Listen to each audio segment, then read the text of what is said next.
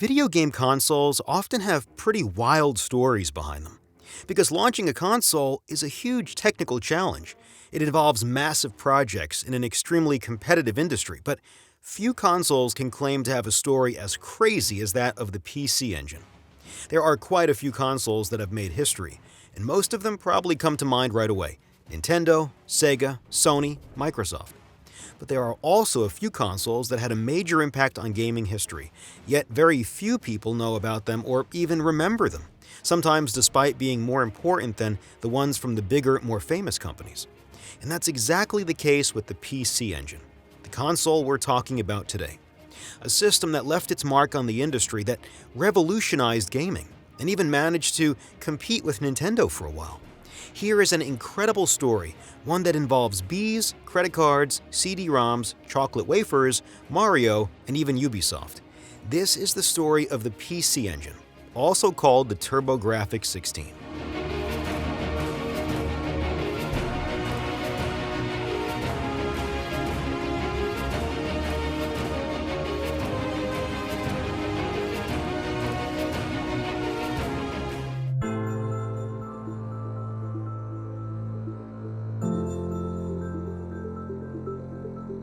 It's 1973, and two brothers, Yuji and Hiroshi Kudo, while still in university, found a company in Japan that they named Hudson, after a steam locomotive they love. The logo, a bee, is inspired by radio station frequency in Hokkaido, which sounds almost identical to the word for bee in Japanese. At first, they sell telecommunications equipment, mainly for radio stations, and even dabble in selling a few pieces of art photography. Then in 1975, still in the very early days, Hudson begins selling accessories and products for personal computers in Japan, and they start making a bit of money.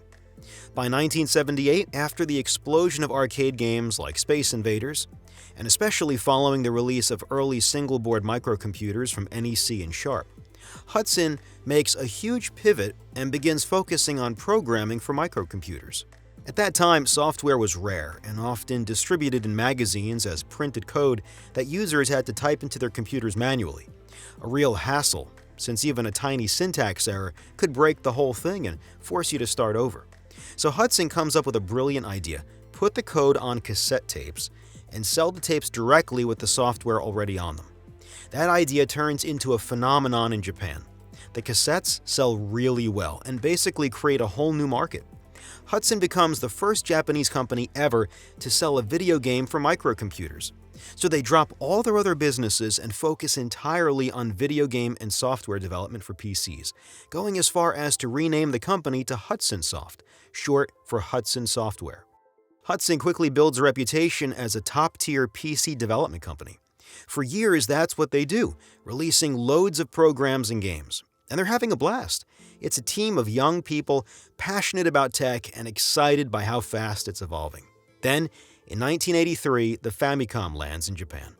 At the time, nobody believes in it. The video game industry is crashing in the US. Arcades in Japan are starting to close down, according to reports from Sega's CEO in American magazines. Many think it's the end of the gaming trend. But not Hudson. They believe in it completely. As soon as the Famicom comes out, they tear it apart and are blown away by what Nintendo has done.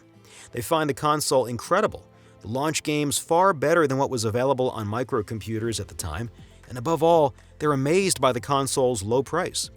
Yuji Kudo, one of the founding brothers, tells his employees this is going to be huge. Around the same time, Nintendo contacts Hudson to develop a special program for the Famicom, Family Basic. Family Basic is a software cartridge for the Famicom, sold with a keyboard and instructional manual, allowing anyone to make their own applications on the console. Many future famous game developers started with it, like Masahiro Sakurai, who would later create Kirby and the Smash Brothers.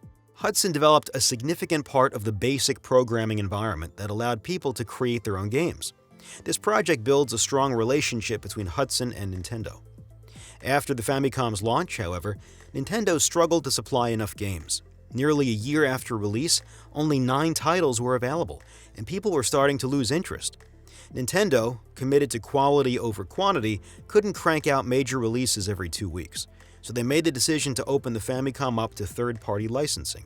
allowing outside developers and publishers to release games for the system, while being very selective about quality and taking royalties on each copy sold in return. The first company ever granted a license was Hudson Soft, followed closely by Namco. Hudson Soft quickly released a port of Lode Runner on the Famicom and later the NES, which became a massive hit, selling 1.2 million units, compared to Hudson's previous PC bestseller, which had only reached 10,000 copies. Nintendo was thrilled. Over time, the relationship strengthens, and one day, they strike a deal to port certain Famicom games to Japanese microcomputers. That's how games like Excitebike, Ice Climber, Golf, Tennis, Balloon Fight, and even Super Mario Bros. End up on popular microcomputers like PC-8810 and the Sharp X1, where they sell quite well. Even more surprising, Nintendo lets Hudson add new content to these ports, new levels, or even modify parts of the games however they want. The trust between the two companies is absolute. Meanwhile, Hudson continues releasing tons of successful Famicom games. Hudson Soft becomes known for making good games: Binary Land, Adventure Island, Milon's Secret Castle, and of course, Bomberman. The sheer number of quality games they put out during that time is impressive. And by 1987, 4 years after the Famicom's release, technology has advanced rapidly. Semiconductors are evolving fast, and Hudson developers are getting bored with the Famicom's aging hardware. They're struggling to come up with fresh ideas on a machine they now see as too technically limited, and they've already released tons of games for it. Thanks to the huge profits from their games, Hudson opens a hardware division, dedicated to designing and testing experimental new chips, especially graphics chips. Eventually, they create a brand new chip architecture that's way more powerful than what the NES offers. It's a brilliant processor that would allow for completely new types of games, a breath of fresh air for Hudson's developers. But having a processor isn't the same as having a console. So, proud of their achievement, Hudson pitches the chip to Nintendo for use in a potential future console. However, Nintendo politely declines, explaining they have no plans for a new console. It's 1987. The NES is just arriving in Europe, and Nintendo has other priorities. They've just launched the Famicom Disk System, and they plan to extend the NES's lifespan with special chips embedded in game cartridges, like the MMC, Multi-Memory Controller, which boosts memory and capabilities. They're not about to throw everything away now. Still, Hudson doesn't give up. They are convinced they're holding the future of video games in their hands. Encouraged by their breakthrough, they approach other companies, Sharp, for instance, but no one is interested. Everyone sees Hudson as a great software developer, but not as a company that makes consoles. There is a huge difference between making software and hardware, and the investment needed to create a new gaming console is absolutely massive. It's not a decision to take lightly. Plus, at that time, the Famicom in Japan and the NES globally are dominating the market. All other companies are struggling to compete. Even Sega, king of arcades, can't make a dent with its Master System. Nintendo and Mario reign supreme and seem untouchable. But elsewhere, one company is watching the Famicom's explosion with envy: NEC. NEC, short for Nippon Electronic Company, sells microcomputers. More than that, in the early 1980s, they're the #1 microcomputer company in Japan with around 60% market share and top 3 globally. However, the Famicom's success starts eating away at PC sales. The console is cheaper, has a ton of great games, and is far better suited for gaming thanks to its simple, intuitive controller. To fight back, NEC launches a new line of game-oriented computers, with architecture better suited for video games. They go all in on gaming in their marketing, even creating a mascot similar to the one used by Famitsu, Japan's #1 gaming magazine. The new computers sell decently, but not as well as NEC had hoped. More importantly, the console market is exploding, and since the crash of 1983, it's still fairly young, with very few major players. It's a now or never moment for NEC. The problem is NEC knows nothing about console video games. They have no experience designing consoles, no real understanding of game development, and if they take too long to catch up, others will beat them to market. Or Nintendo might release a new system. NEC realizes that video games demand skilled creators, especially in the wake of the '83 crash, which flooded the market with terrible games. Eager to enter the console market, NEC starts approaching video game companies to propose partnerships, but with little success. They keep getting turned down. That changes when they meet Hudson Soft. Not only is Hudson a top-tier game developer, but they also happen to have a hardware division with the know-how to guide NEC. Plus, they have that brand new chip that everyone else, including Nintendo, turned down. And Hudson developers are hungry for something new. As a result, the two companies strike a wild, unexpected partnership. The country's #1 computer manufacturer and one of its best game developers join forces to create a brand new console, just as bold and unexpected as the partnership itself, a console whose development will take a truly unexpected turn.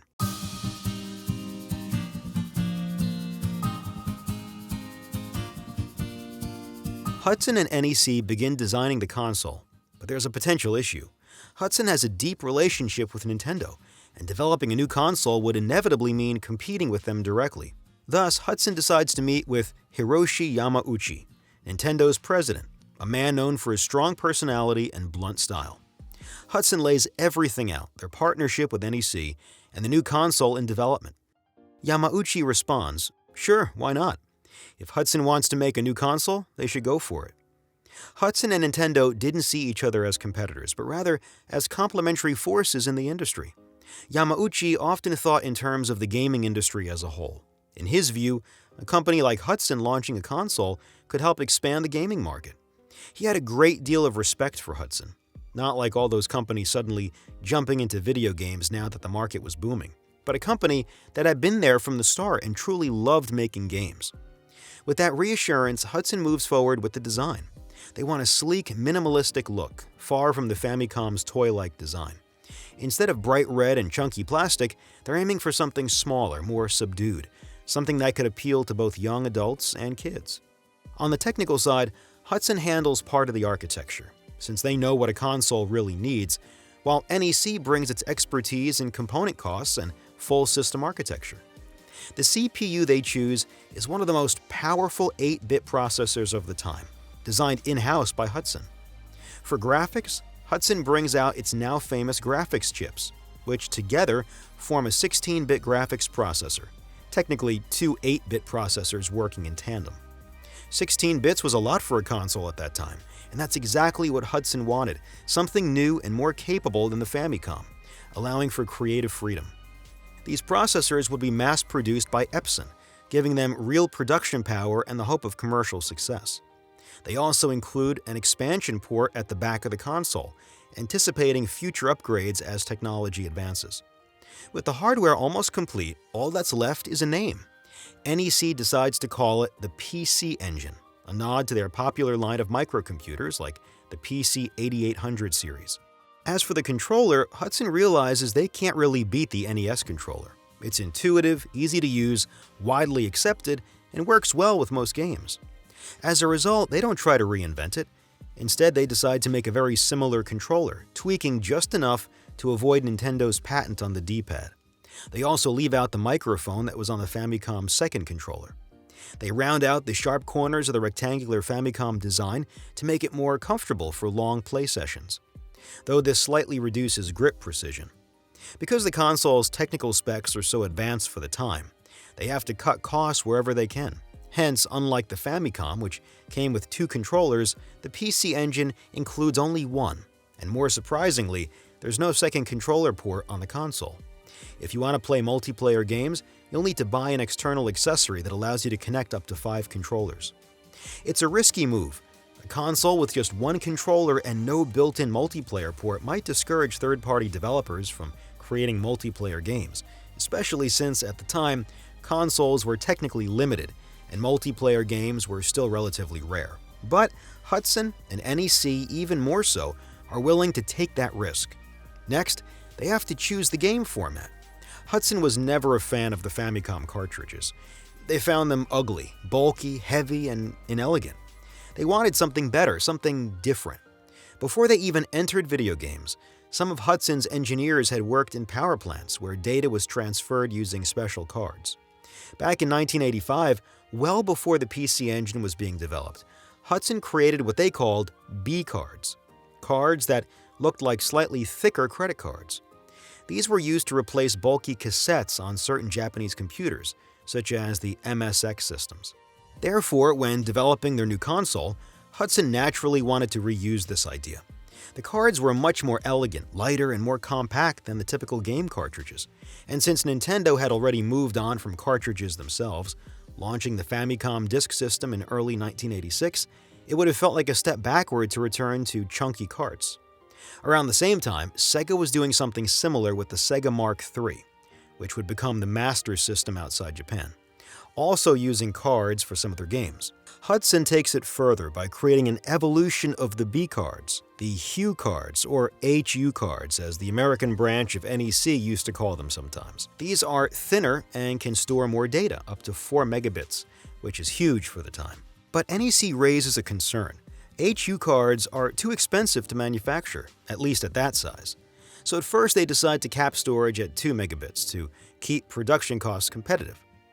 This becomes a bit of a problem since the 16-bit graphics processors require more data to work properly. Eventually, HU card production costs become so high that Hudson and NEC have to redesign the console, cutting down the video RAM, VRAM, to just 64 kilobytes, even though they originally planned to include twice that. Still, both NEC and Hudson are confident that HU cards will be one of the console's biggest strengths, and a powerful way to stand out from the competition. All of that is important, but the most important thing for a console is the games. And going up against Nintendo, who regularly released innovative titles, was going to be incredibly difficult. The console absolutely needed a strong launch lineup to stand a chance of making a name for itself. Hudson understood this perfectly and began developing ambitious games for launch, titles that would fully showcase the power of their more advanced console. Hudson started working on several games simultaneously. First, a kung fu game, which was very trendy at the time. But instead of just copying the formula, they pushed the hardware, creating huge character sprites, far bigger than anything the Famicom could handle, with vibrant colors and, most importantly, smooth, detailed animations. The entire point of the game was to demonstrate how much better the PC Engine could handle sprites compared to the Famicom or Sega's Mark III. At the same time, they worked on a game based on a popular Japanese TV show starring two hosts, Kato and Ken, who were widely loved in Japan. The game featured realistic, recognizable character faces, an impressive feat for the time, and leaned heavily into a very Japanese brand of humor. Characters peeing everywhere, animals throwing little presents at people, the kind of absurd, silly stuff you can't really find on the Famicom, where Nintendo tightly controlled content.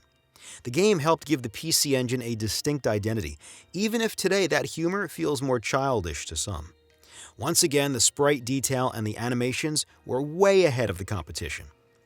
In parallel, Hudson also developed Shanghai, a mahjong-style puzzle game, ported from a microcomputer version.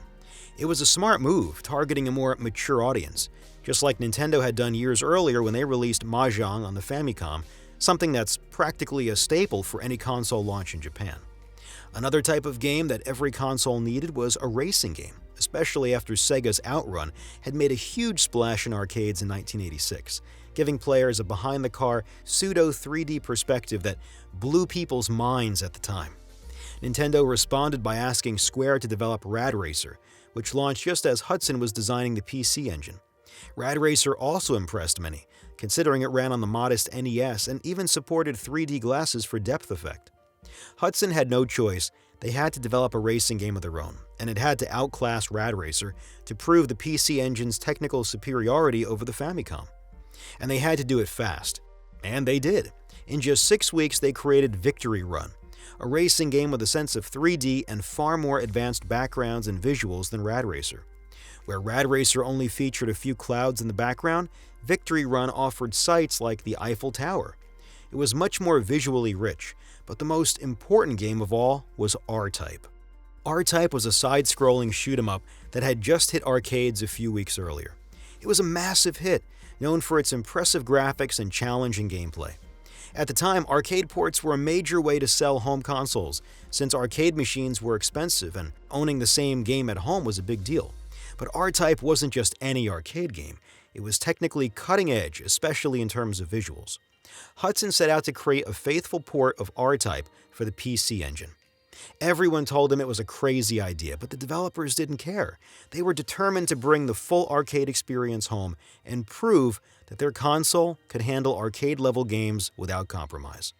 Consequently, Hudson put their best team on the job. A team of 5 developers working for several months, which was a big deal at the time. But even then, they hit a wall. The technical gap between arcade machines and home consoles was just too big. Toshinori Oyama, a manager and developer at Hudson, recalled, "Back then, porting arcade games was a sure way to sell consoles, so we really wanted to make an excellent version of R-Type, which was hugely popular in arcades. We had 5 developers working on it for 4 months, but after a while they realized it was impossible to fit the entire game onto a single HU card without seriously downgrading the visuals. But everyone flat out refused to compromise. Keeping the arcade quality graphics was absolutely essential to us.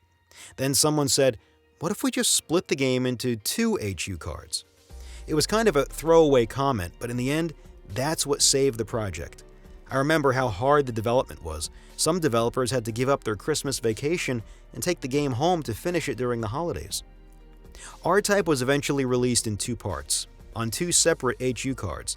The first launched with the console, and the second followed a bit later. Now that the games were ready, and most importantly the console itself was complete, the PC Engine was finally ready to launch in Japan. And although many people were skeptical, and rightly so, given that the system was the result of such an unlikely partnership, the PC Engine would go on to make a surprisingly strong debut.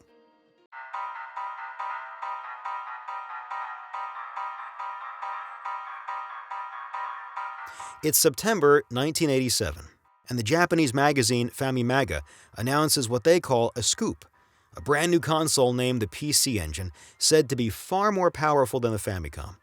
The article introduces the mysterious HU cards, which catch a lot of people's attention.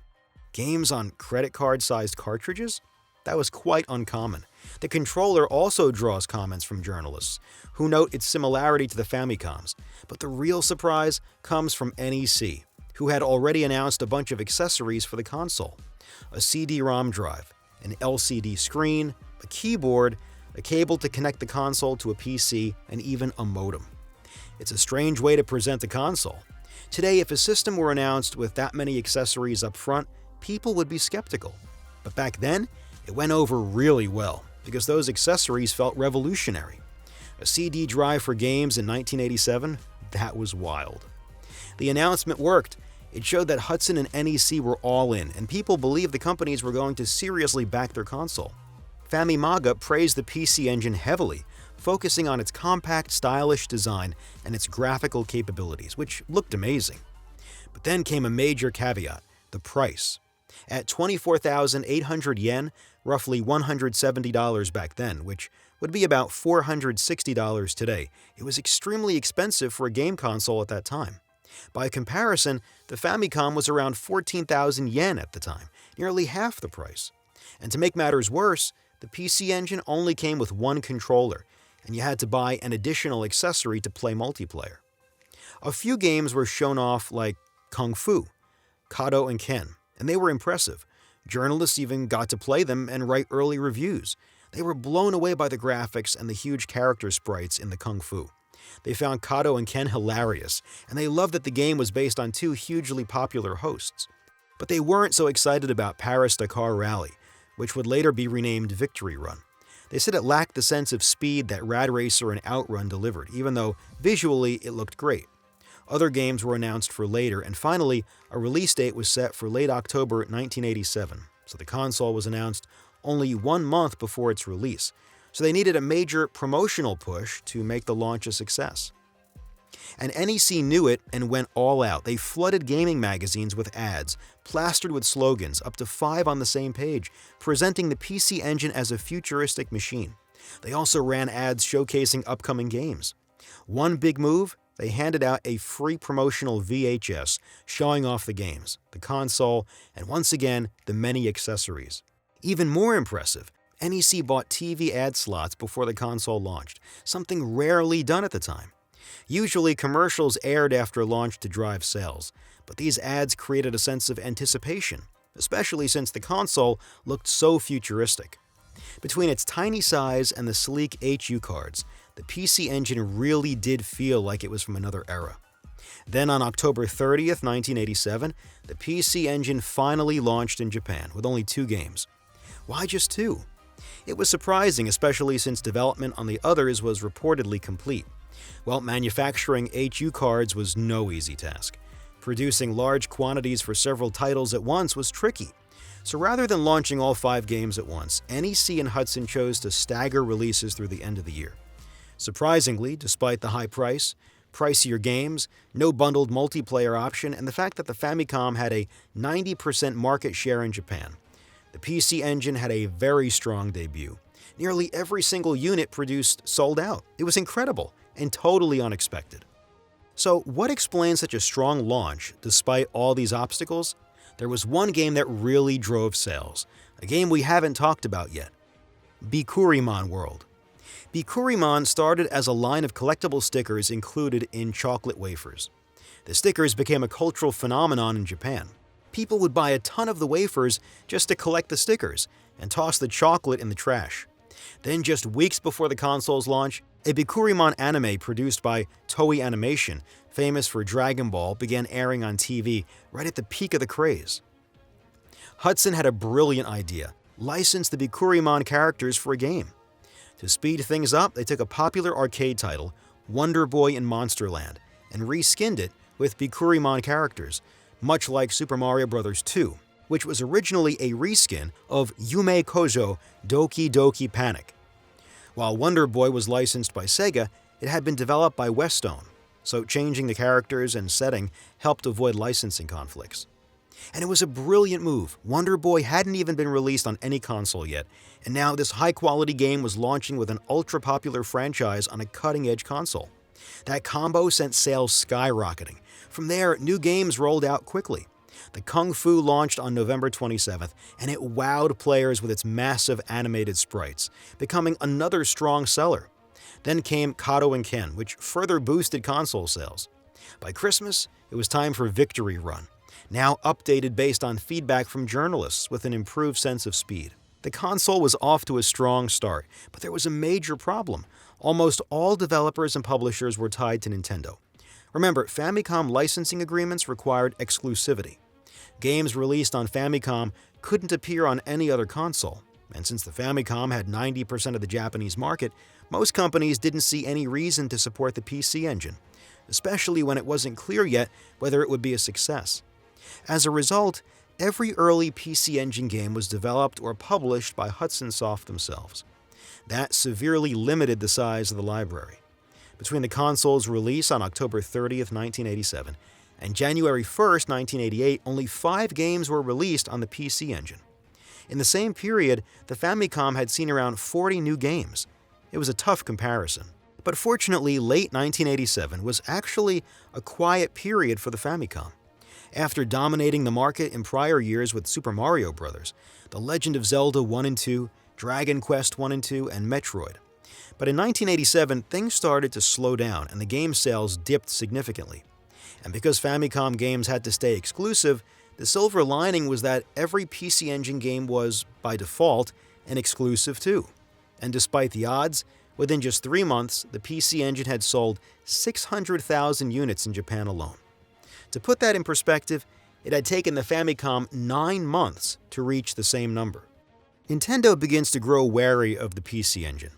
And for good reason. Unlike Nintendo, which struggled immensely to export the Famicom and had to rebrand it as the NES outside of Japan, mainly because Nintendo didn't have much knowledge of foreign markets, NEC was already well established in the US and Europe.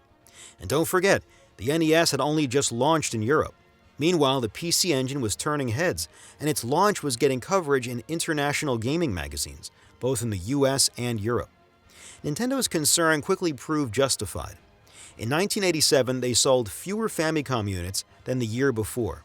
And to make things worse, Sega announced a new console, the Mega Drive, a true 16-bit system, much more powerful than anything else on the market, with a release date set for October 1988. Nintendo had no choice. They were forced to publicly announce that they, too, are working on a 16-bit console, just to avoid falling behind. The market was heating up, and suddenly the PC Engine had some serious competition. But in the meantime, throughout 1988, the PC Engine kept growing, thanks in part to the release of games like R-Type, which helped carry the console. Then came a massive boost, Namco, one of the biggest developers and publishers in the world, threw its support behind the PC Engine. At the time, Namco had a very strained relationship with Nintendo. They were frustrated by strict licensing terms, including a rule limiting publishers to just 5 games per year on the NES. On top of that, the 1987 chip shortage led Nintendo to prioritize its own titles, limiting cartridge production for third-party developers. Namco felt it deserved special treatment given its long-standing presence on the Famicom, but Nintendo refused. Now, both Hudson and Namco, the two earliest third-party publishers on the Famicom, were developing for the PC Engine. They were soon joined by Naxitsoft, Masaya, Victor Musical Industries, and even NEC Avenue, a studio created by NEC specifically to develop games for the console. This influx of new titles helped the PC Engine overcome its early isolation, especially since the games were high quality and well received. Then came October 1988. Sega launched the Mega Drive in Japan, a full 16-bit console, unlike the PC Engine, whose CPU was still technically 8-bit. Suddenly, the PC Engine's biggest advantage, its superior graphics and hardware, was under threat. And then, on October 23, 1988, Super Mario Bros. 3 launched in Japan. It was a phenomenon. Sales were through the roof, and it became the biggest game launch in Japanese history up to that point. It completely overshadowed not just the PC Engine, but even the Mega Drive's debut. Yes, it was the sequel to an ultra-popular series, but it was also technically stunning. Using advanced cartridge tech to pack in more data, it featured 90 levels, tons of diverse environments, and graphics that were far more detailed than anything seen before on the console. It single-handedly made people forget about the Famicom's aging hardware and brought the system back to the top of the sales charts. But starting in 1988, the PC Engine faced another major issue. HU cards were becoming too small. Even though they were technically more advanced than Famicom cartridges, they didn't include the same compression or optimization tools. Hudson eventually managed to increase their capacity, but the upcoming 16-bit consoles from Nintendo and Sega would use much larger cartridges. Thankfully, NEC had a much more ambitious plan. Even before developing the PC Engine, NEC had dreamed of a CD-ROM-based console. But at the time, CD drives were prohibitively expensive, and NEC had to abandon the idea temporarily, especially since they hadn't fully mastered the technology yet. But CDs could offer 540 megabytes of storage, far more than the 2 megabytes max of the largest HU cards. That meant potential for richer graphics, real music, and even voice acting. When NEC pitched the idea to Hudson, they were thrilled. Since NEC had already been working on it, the project moved fast. A CD drive was announced, along with games like Noriko, Tengai Makoi, and Fighting Street. However, the early screenshots were completely fake, created for marketing purposes. Once development actually began, the teams quickly realized how difficult it was to make games for CD. Loading times were painfully slow. After a year of hard work and many sacrifices, NEC launched the CD-ROM accessory called CD-ROM-ROM in Japan on December 4, 1988. This made the PC Engine the first console in history to use CDs as a game format, 6 years before the PlayStation, which would later make the format mainstream. Even more impressively, it was the first time anywhere in the world that CDs were used as a mass distribution medium for interactive entertainment. PCs wouldn't catch up for another full year. It was way ahead of its time. And yet, as exciting as the format was, and despite Hudson's initial enthusiasm, only one game was released at launch. Another Bikuriman title, but this time just a simple quiz encyclopedia game. It barely used any of the CD's potential, and then nothing. No other games were released on the CD-ROM-ROM for several weeks. So what went wrong?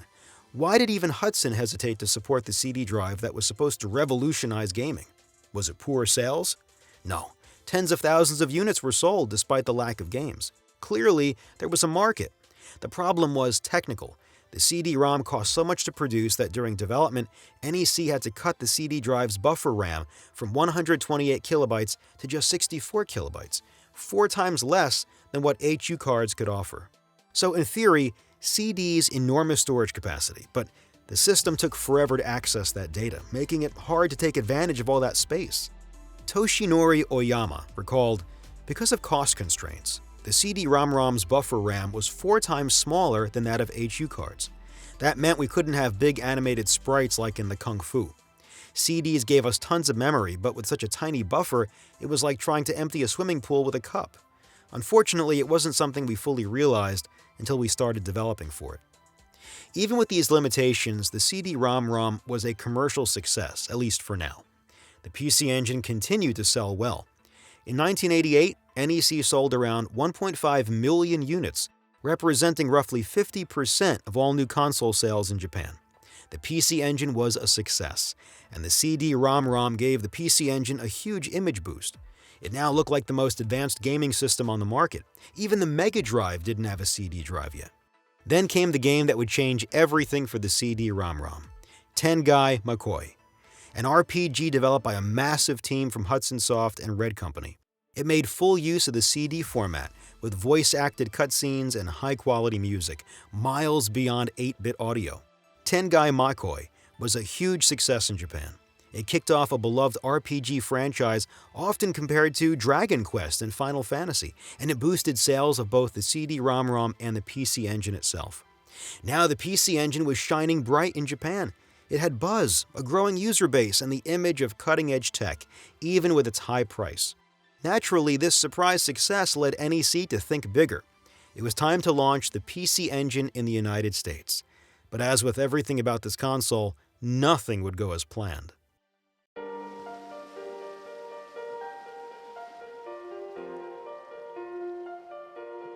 After the PC Engine's surprising success in Japan, and with fully 16-bit consoles looming on the horizon, NEC made the decision to take a bold leap. They would launch the PC Engine in North America. NEC had a big advantage. They already had a solid international presence. They understood cultural differences and handed the task of localization over to their American division, NEC Home Electronics. That sounded like good news on paper, but in reality, NEC Home Electronics had zero experience with video game consoles. They were used to selling electronics and computers, not competing in the fast-moving, cutthroat console market. The whole thing was a huge gamble, especially considering how much it would cost.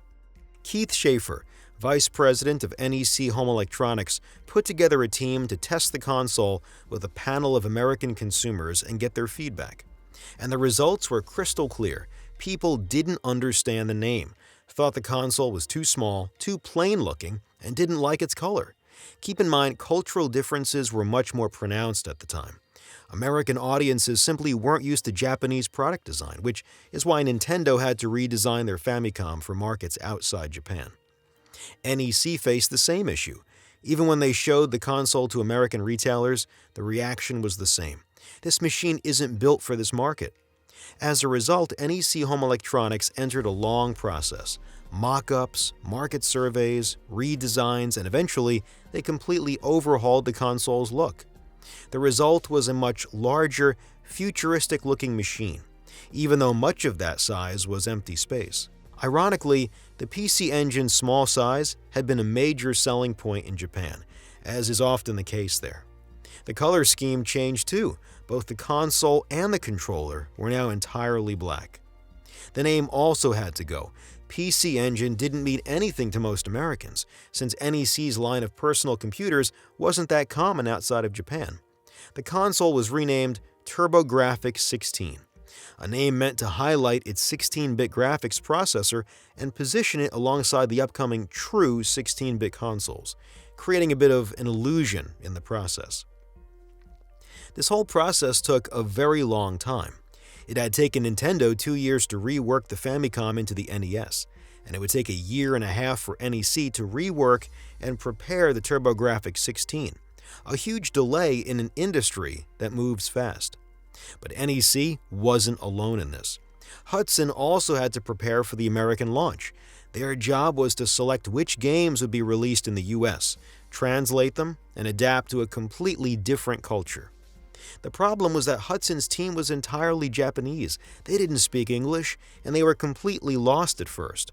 So they began hiring American translators for the games and interpreters to help them communicate with NEC Home Electronics. Internally, Hudson wasn't thrilled with the US redesign. They thought the new console looked way too bulky. Meanwhile, NEC and Hudson spent weeks trying to convince American third-party developers to support the system. They emphasized the upcoming CD-ROM expansion, the power of the graphics, and tried to pitch the platform as forward-looking. They even held a 2-day conference inviting top US publishers to explain both the technology and the business model behind the console. But it didn't go well. From the American developer's perspective, NEC Home Electronics looked like a company with no real background in gaming. Hudson looked like a barely known Japanese studio with no understanding of the US market. And with the NES absolutely dominating the US market at the time, few publishers saw any reason to take the risk. To make matters worse, during the conference, a Hudson employee asked a rep from Electronic Arts if they had the technical skill to develop for CD-ROM. EA took it as an insult and left the conference on the spot. Losing EA, already one of the world's biggest publishers, was a huge blow. And one of the PC Engine's biggest strengths in Japan, the HU cards, now looked like a weakness. Manufacturing HU cards was difficult, and the minimum order quantities were much higher than for other cartridge-based systems. That made publishing games on the TurboGrafx-16 riskier and more expensive. With so little third-party support and interest, NEC Home Electronics seriously considered scrapping the US launch. But oddly enough, a few journalists and major retailers were genuinely excited about the console. That was enough to give NEC a confidence boost. And let's not forget, they had already sunk huge amounts of money into development. Backtracking now wasn't an option. NEC managed to win over major US retailers, thanks in part to their established electronics business. Many of those retailers were starting to see Nintendo's dominance as a threat. Thus, on May 23, 1989, NEC officially announced that they would launch a new console, more powerful than the NES, later that year. The reaction from the press was mixed, and Nintendo of America's response was blunt. They didn't see the TurboGrafx-16 as a real threat. It lacked standout games and had nothing that could rival the NES's best titles. Still, retailers kept pushing NEC to go forward, convinced it would be a huge hit. A few journalists frustrated with Nintendo's dominance and eager for more mature games also threw their support behind the TurboGrafx-16. Not necessarily because of the console's potential, but because they wanted to see anyone, challenge Nintendo's monopoly, and they did the same with Sega. And NEC Home Electronics bought into the hype. With all these people saying it would be a massive success, they got carried away and ordered a staggering 750,000 units for launch. That's a huge number, especially for a company with no console track record. Just for reference, that's 50% more units than Sega's Genesis. Only one major decision remained: what game to bundle with the console. Nintendo had set the standard by including Super Mario Bros. And Duck Hunt with the NES. By now, bundling a game with a console was almost mandatory. NEC Home Electronics made a surprising choice. They bundled Keith Courage and Alpha Zones, a game completely unknown to American players, despite having access to popular arcade hits like R-Type, which could have really shown off the system's capabilities. But NEC wanted something more accessible, something that would appeal to both men and women. They believed a platformer was a better fit for a mass audience. August 1989 arrives, and the TurboGrafx-16 is finally available, but only in New York and Los Angeles as a market test. The initial launch goes reasonably well. NEC is satisfied with early sales and decides to expand the console's release nationwide. But strangely, once it launches across the US, the console goes almost completely unnoticed. Despite decent sales, nobody seems to be talking about it. Very few people even know it exists, and NEC had expected a much louder impact for a brand new console. So why was it struggling to break through? Because just 2 weeks before the TurboGrafx-16's release, Sega had already launched the Mega Drive in the US, rebranded as the Genesis. Sega moved fast, despite the Mega Drive launching more than a year after the PC Engine in Japan. They redesigned the system for the US, got it out the door quickly, and launched it with a strong marketing push. Not only was the Genesis a true 16-bit console, but it also launched with Altered Beast, a popular arcade title that helped it make a big splash. So the TurboGrafx-16, which was counting on a strong first few weeks to build momentum, was already in trouble. The console faced another problem. Many of its key games were deeply rooted in Japanese culture, making them hard to export. Titles like The Kung Fu, Shanghai, Kato and Ken, Joseiken Necromancer, and especially Bikuriman, which had driven sales in Japan, meant little to international audiences. Many of the PC Engine's most successful games were never even adapted for the US, leaving the TurboGrafx-16 with no killer app to grab American players. Meanwhile, third-party publishers preferred to stick with the NES or turn to the Genesis, leaving the TurboGrafx-16 with a painfully thin game library. Sega of America reinvested its profits into bigger and bigger ad campaigns, and soon started burying the TurboGrafx-16, calling it a fake 16-bit console. NEC Home Electronics needed money to fight back, but NEC Corporate in Japan refused to send additional funding. Not until the American branch could prove the console was profitable. Worse, NEC Japan didn't really understand the problems the US team was facing. In Japan, after all, the PC Engine was dominating the Mega Drive, which barely existed as a competitor there. So from NEC Japan's perspective, the lack of results looked more like incompetence than market dynamics. And even worse, when NEC produced those 750,000 TurboGrafx-16 units, they had to pay royalties to Hudson, because royalties were paid per unit manufactured, not per unit sold. That left NEC Home Electronics with very little budget for marketing, which in the US was the most critical factor in selling consoles. Word of mouth simply didn't carry the same weight in the US as it did in Japan. In order to catch up, NEC decided to bet everything on one thing nobody else had: their CD drive.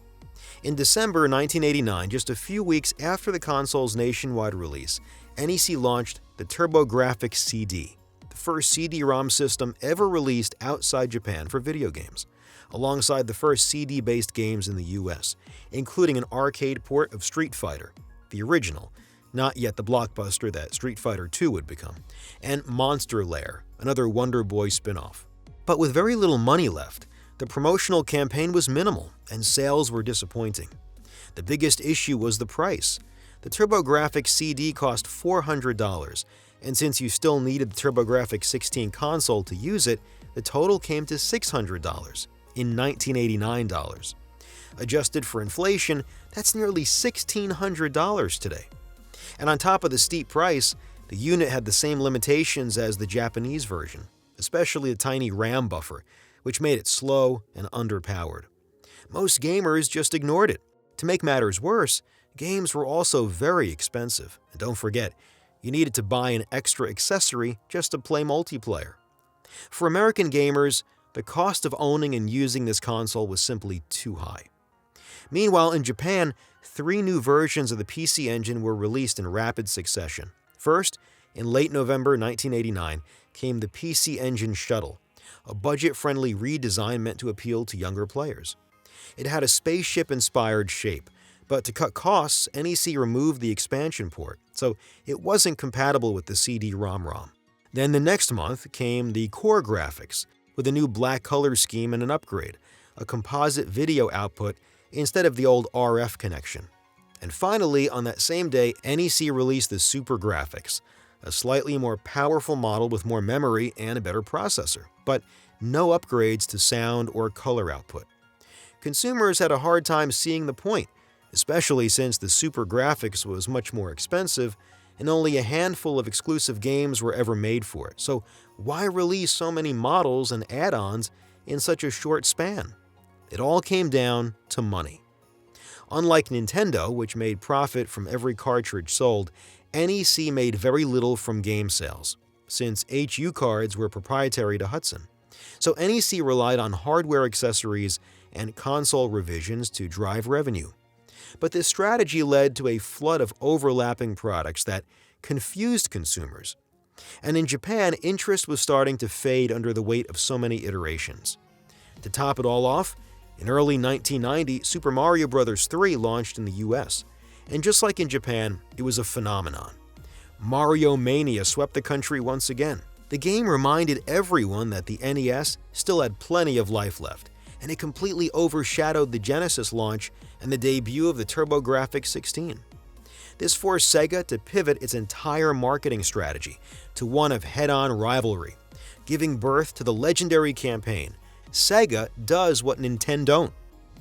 The future for NEC's console was looking more and more uncertain. NEC canceled all plans for a European launch, but interestingly, in Europe, magazines had been regularly covering the PC Engine. For example, in France, the magazine Tilt, the biggest gaming publication at the time, frequently highlighted the console and even ran ads for import stores. Noticing the growing curiosity and buzz, and the free publicity, the Guillemot brothers, founders of Ubisoft, decided to act. They created a company called Sodapeng, short for the French of PC-Engine Distribution Company. And amazingly, the PC Engine became officially available in French stores, making France the only country in Europe to get a proper import, and even showed up in major electronics retailers. In the UK, the other big gaming market in Europe, it was only unofficially imported by third-party distributors.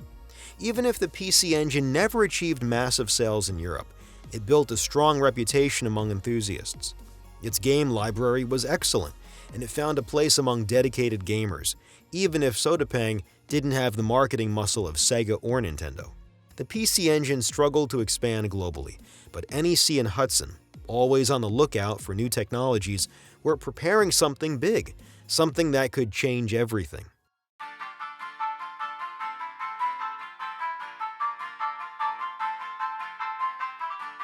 The PC Engine was in serious trouble.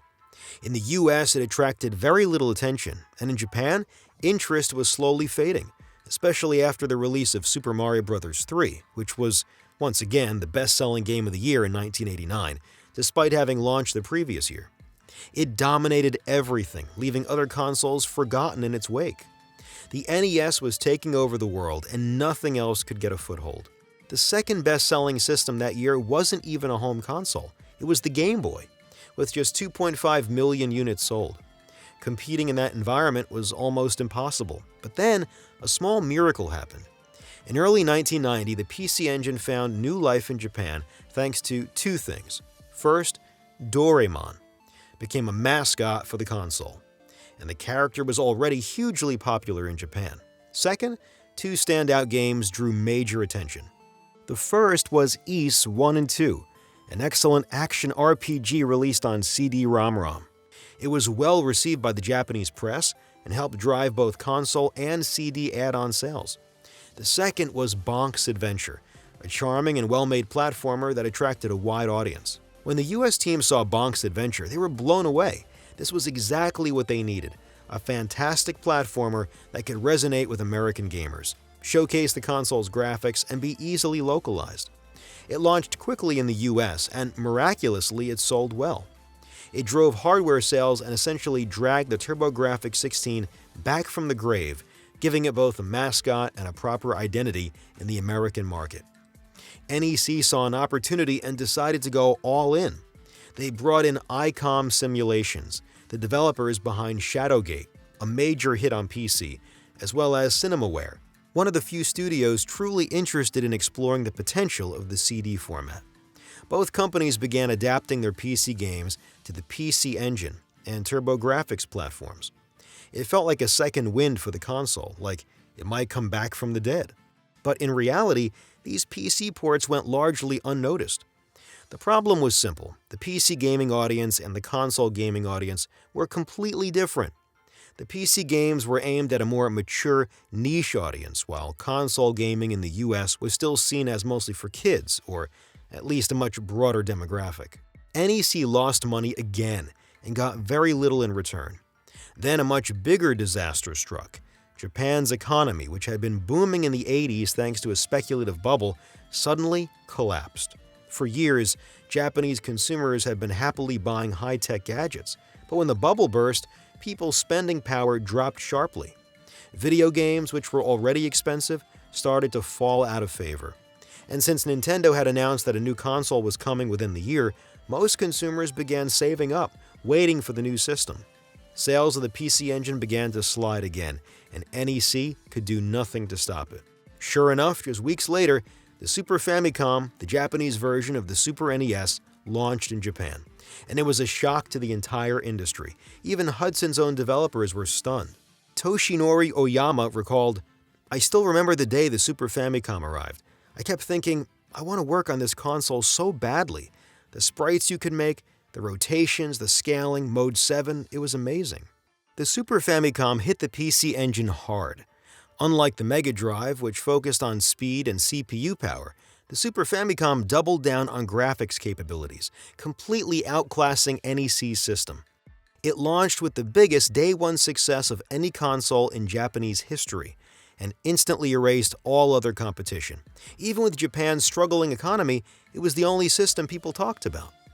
And 1990 became yet another year of Mario domination. In Japan, Super Mario World launched on the Super Famicom and was so popular it outsold the console itself, which was constantly out of stock. In the US, Super Mario Bros. 3 continued to demolish the competition on the NES. 1990 was the year Nintendo stood untouchable. But 1991 would bring one of the biggest turning points in gaming history. That year, NEC and Hudson launched a new version of the CD-ROM in Japan, the Super CD-ROM, which finally solved the issues of the original model. The PC Engine now had a CD add-on that truly unlocked the system's full potential. It launched with 4 major games: Populous, one of the most successful PC games; Tenshi no Uta, a strong RPG; Dragon Slayer, another high-quality RPG; and Prince of Persia, the critically acclaimed cinematic platformer. The only downside was that the Super CD-ROM was still very expensive. But despite that, it helped prop up the PC Engine, which stayed firmly behind Nintendo in Japan, behind the unstoppable Super Famicom, but still ahead of Sega's struggling Mega Drive. Then came June 23rd, and the arrival of Sonic the Hedgehog. It was a massive success outside of Japan. Sonic became Sega's official mascot, gave the Genesis a massive boost, and turned it into a real contender in the battle against Nintendo. The impact was immediate. Genesis sales exploded in Europe and especially in the US, where for the first time in years, a non-Nintendo console topped the charts. Sonic was everywhere, and the Genesis crushed the TurboGrafx-16, which now looked deader than ever, and things were about to get worse. In August 1991, the Super Nintendo Entertainment System (SNES) officially launched in the US, setting the stage for an all-out war between Nintendo and Sega. It was a clash of titans, and nothing else mattered. Like in Japan, the SNES brought far better graphics than the TurboGrafx, completely stealing the thunder of what had once been NEC's greatest strength. The PC Engine had originally been designed to compete with 8-bit consoles, but now it found itself lost in a sea of 16-bit giants. And yet, somehow it was still outselling the Mega Drive in Japan. It trailed far behind the Super Famicom, sure, but it remained one of the best-selling home consoles in the country. How was that even possible? The answer lay in its relentless release schedule and a game library perfectly tailored to Japanese tastes. Tons of RPGs, anime-based titles, beloved local characters, and story-driven games enhanced by CD-ROM cutscenes. To capitalize on this and push the now fully realized CD format to the forefront, NEC and Hudson launched yet another version of the console, the PC-Engine Duo. It combined the base console and the Super CD-ROM into one streamlined unit at a more affordable price. It launched with decent success, giving the platform another short burst of energy. Meanwhile, in the US, things were disastrous. NEC was hemorrhaging money, and the TurboGrafx-16 had become nearly invisible. NEC was fed up. They went to Hudson and said it was unfair that they were the only ones losing money on the American venture. Clearly, NEC Home Electronics had failed to properly market the console. From that frustration, a new joint company was born, Turbo Technologies, a collaboration between NEC and Hudson, staffed with people who actually understood the gaming market. Turbo Technologies faced an uphill battle: revive a console that most people in the US had already forgotten. They shifted the console's target demographic from kids and young teens to older gamers. The marketing focused on more mature titles like Lords of Thunder, an impressive shoot-'em-up with stunning visuals, a far cry from the platformers dominating the era. And at first, it worked. The TurboGrafx-16 started making headlines again. Turbo Technologies even mailed out VHS tapes showcasing the console. But the momentum didn't last. The biggest problem remained: a lack of games. Turbo Technologies quickly imported the PC Engine Duo and rebranded it as the Turbo Duo, launching it in the US at the end of 1992 for just $300. A massive drop from the $700 total it had cost 2 years earlier. It even came with discount coupons and a bundled game, Dungeon Explorer, which had a great reputation. The early numbers looked promising, despite almost no marketing. NEC refused to invest another cent unless the console first showed signs of profit. Once again, external forces crushed their efforts. The early 90s saw a major recession in the US, and for most consumers, dropping $300 on an obscure console wasn't an option. But Turbo Technologies kept fighting. They had ideas. They had games that had done well in Japan. They reached out to Japanese studios like SNK to license popular titles. Every time, NEC Japan said no to funding. One by one, their ideas fell apart. After the promising Turbo Duo launch, company head Naoyuki Tsuji approached NEC Japan with a plea: invest just a little and they could finally compete with Nintendo and Sega. It was a miracle the console had survived this long, but NEC refused again. The TurboGrafx and all its variations faded quickly from the American market. One of NEC's key blind spots was the role of marketing. In Japan, gaming magazines and media heavily promoted good games and hardware. In the US, none of that came free. Marketing was everything, and Sega knew it. Sega of America poured massive budgets into marketing to compete with Nintendo. Without those campaigns, the TurboGrafx never stood a chance. By the end of 1993, the console was pulled from store shelves and could only be ordered through mail. To illustrate the scale of the problem, by the end of its life, the TurboGrafx and its various versions supported around 600 Japanese games, but only just over 100 were ever released in the US. A 6-to-1 gap. The disadvantage was impossible to ignore. Ironically, one of the console's last great achievements came from an idea by Turbo Technologies. In March 1994, NEC released the Arcade Card, a special HU card that significantly boosted the system's capabilities, allowing for easier arcade game ports. And it worked. The PC Engine got a final burst of life in Japan thanks to ports of popular titles like Fatal Fury and Art of Fighting. Console sales ticked back up, but the end was near. By late 1994, the era of 32-bit consoles had arrived. The PlayStation and Saturn hit the market, and even though NEC and Hudson released further hardware updates, the 32-bit wave marked the true end of the PC Engine and all its offshoots. It was a console with a wild legacy, one of bold ideas, amazing games, missed chances, and what-ifs.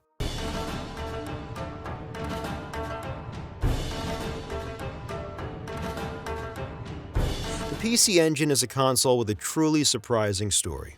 From a video game studio that, without any real plan, started designing chips, to a chance meeting with Japan's top-selling computer manufacturer, which led to the creation of the smallest home console in history. At a time when most consoles were bulky and not very stylish, this one stood out, going as far as releasing games on credit card-sized cartridges. And on top of that, the PC Engine was a technological marvel, far more advanced than its competitors when it launched, especially in terms of graphics. In an era when consoles were still quite primitive, the PC Engine delivered visuals that looked shockingly close to what you'd see in arcades. But what's even more incredible is that it was originally designed to compete with 8-bit consoles, yet ended up holding its own in a brutal 16-bit console war, even outselling the Mega Drive in Japan. Over the years, we've seen many consoles come out of nowhere that were technically more advanced than their rivals, like Panasonic's 3DO, Atari's Jaguar, or even the mysterious Project X. But most of them were massive failures because they were made by companies that didn't really understand the video game world and couldn't deliver quality games. The PC Engine, however, had an excellent game library, well regarded for its quality, mainly because Hudson was behind many of the titles. Hudson was a studio full of passionate developers who made the games they wanted to play, not just what they thought would sell. That in itself is amazing. The fact that the PC Engine is remembered for its game library even during an era when Nintendo's licensing system kept most games locked to the Famicom and NES, is wild. Hudson and NEC managed to carry the platform almost entirely on their own. And because the console was built by technology enthusiasts who constantly wanted to push boundaries, it became a true pioneer. It was the first console to feature a multi-tap that allowed up to 5 players at once, perfect for games like Bomberman, a Hudson creation. It was also the first console to include turbo buttons on the controller, which made fast-paced games like shoot-'em-ups more accessible. And of course, it was the first console in history to use a CD drive, unlocking new kinds of games with full-motion cutscenes, high-quality audio, and eye-popping visuals. This was 6 years before the PlayStation. By the time the PlayStation launched, CD gaming felt revolutionary. So just imagine how groundbreaking the PC Engine was in its own time, especially since even PCs weren't using CD-ROMs widely yet. And what's even more impressive is that the system actually made great use of the CD format, with many games that paved the way for what we'd later see in the 32-bit generation. The CD drive also helped make the PC Engine more than just a game console. You could use it to listen to music, it supported karaoke, which was a hit in Japan, and there were fully scripted games with cinematic storytelling, something unheard of back then. There were visual collection CDs, like in the Cosmic Fantasy series, which compiled all the game's cutscenes. There were creative tools like Artist Tool for digital drawing. There were even purely visual graphic adventures like Snatcher's CD Romantic, Pilot Disc by Hideo Kojima. The PC Engine did things no other console had ever done, enriching gaming during a time when most platforms were stuck churning out platformers. It hosted a far more diverse and creative range of games. Unfortunately, a few key flaws kept it from shining as brightly as it could have. It was ahead of its time in many ways, too expensive compared to the competition, and struggled internationally, mainly because its US division lacked industry knowledge, and because many of its games were deeply rooted in Japanese culture. And of course, outside Japan, it was caught in the middle of a titanic battle between Sega and Nintendo that overshadowed everything else. The PC Engine had a massive impact on both NEC and Hudson. Official reports claim both companies made money from it, yes, even NEC. Encouraged by this, NEC would try again with a new console, the PC-Engine GT, a handheld that could play PC Engine games on the go, but was far more expensive than the Game Boy, and a successor, the PC-FX, which failed to make the same impact, though that's a story for another video. After that, NEC pulled out of the video game industry entirely, though they continued making components for other platforms and shifted focus back to electronics, which had always been the company's core business. For Hudson, the PC Engine was a major turning point.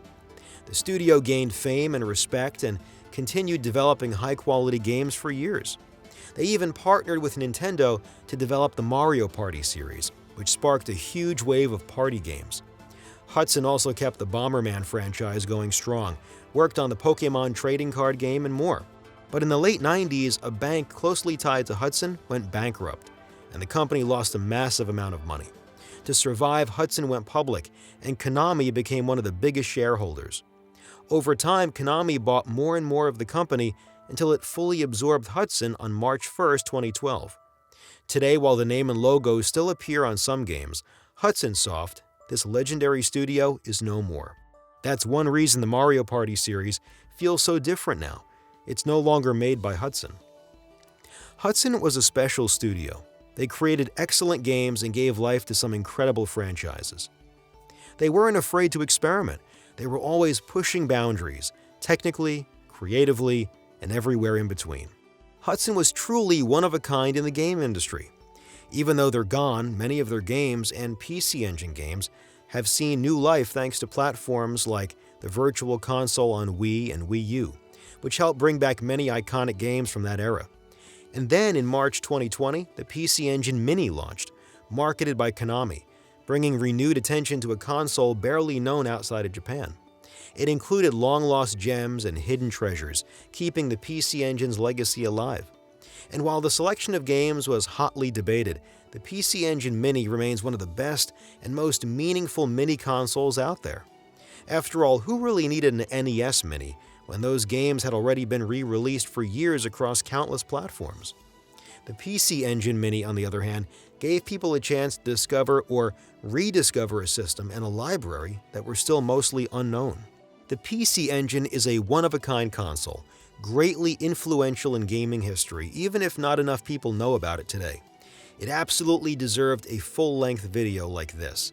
Yes, I'll be making videos on other systems, GameCube, Xbox, PSP, Game Boy Advance, Wii, and so on, but I'll also continue highlighting consoles that rarely get their due, like the 3DO or Neo Geo. They're part of gaming history too. I know those videos probably won't blow up the channel, but it's part of my job to make sure those stories aren't forgotten, and to explore why those consoles didn't make the mark their creators hoped for.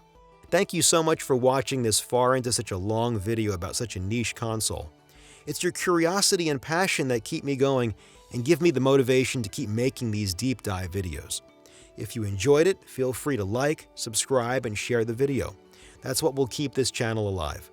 I'm really proud to have finished this one. It was honestly one of the hardest videos I've ever made, since it's hard to get verified information about the console. The research was brutal, with scarce or unreliable info all over the place, even in old magazines, but it was a real pleasure to make it. I'll see you soon for the next one. Take care.